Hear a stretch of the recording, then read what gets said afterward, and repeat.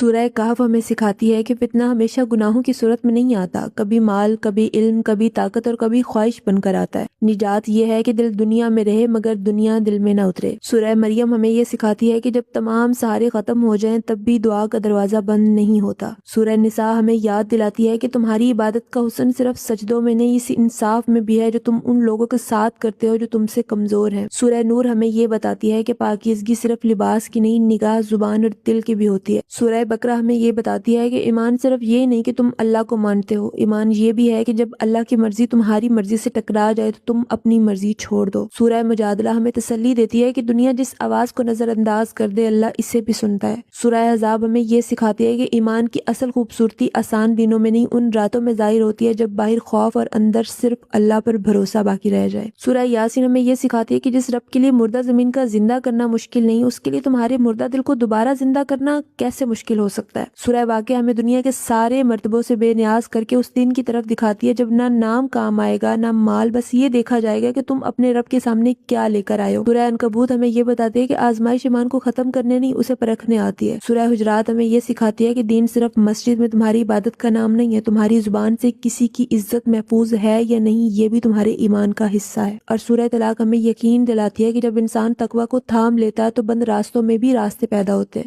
سورہ رحمان ہمیں محرومیوں سے نکال کر ہماری نعمتوں کے سامنے کھڑا کر دیتی ہے۔ سورہ ملک انسان کے اختیار کے غرور کو توڑ کر یاد دلاتی ہے کہ جس زندگی کو تم اپنی سمجھ کر گزار رہے ہو وہ بھی امانت ہے اور اس کا حساب بھی ہوگا۔ سورہ فاتحہ ہمیں پوری زندگی کا خلاصہ سکھاتی ہے۔ وہ ہمیں بتاتی ہے کہ سب سے بڑی ضرورت رزق، شہرت یا کامیابی نہیں، صحیح راستہ ہے۔